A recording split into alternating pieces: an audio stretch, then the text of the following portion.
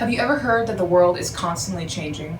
Well, it's true, because everyone on it is constantly changing. In order to survive a big bad universe with few constants, we need to be able to adapt. So how do we do that? Well, first we need to recognize where we currently are in our life, then see if we're happy with that. Finally, learn how to change.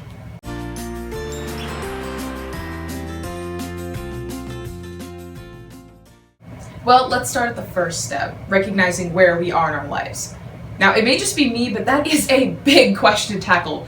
Where are you in your life? Especially considering we're all teenagers that have little to no idea where our life will eventually lead us. But the best way to figure out where we currently are is to look at where we spend our time and energy, our sparks.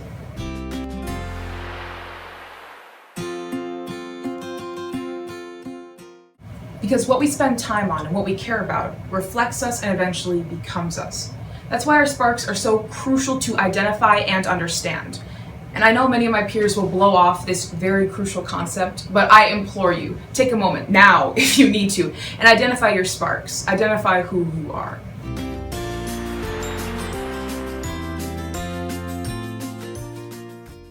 I hope you will agree with me when I say that one of the goals in life is to be happy. So, what makes you happy? Not just smile or laugh, but really fills you up with excitement, exhilaration, and purpose. It makes sense that your spark should be the answer, right? Because of all the time and dedication you spend on them. But some people choose to ignore their sparks, seeing as they're unimportant. That's why it's important to identify and really connect with your sparks on a daily basis.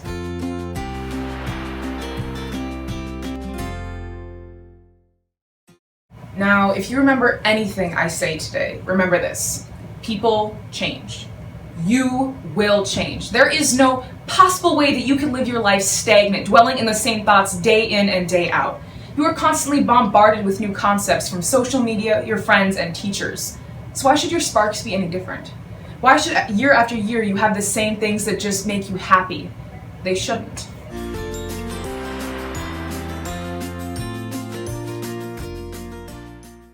So how have you changed and grown? How have your sparks changed? For example, all throughout middle school, I detested band. It was just another class before lunch that I had to get through. It was annoying, technical, with all the itty-bitty details, and I was convinced that I was terrible at my instrument. And back then I was. But the only reason that I stick through band into high school was because my mom begged me to for the instrument that she had finally just paid off.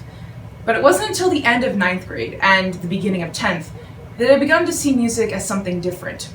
It wasn't just notes on a page, it was a huge part of culture, and it was a form of expression and creativity that really just motivated me. It filled me up and made me so happy. When the entire band plays together and hits a chord, I can feel it radiating throughout my entire body. The entire auditorium will ring with the sound, and it makes me feel a part of a team, and it gives me a sense of unity that I have never felt before.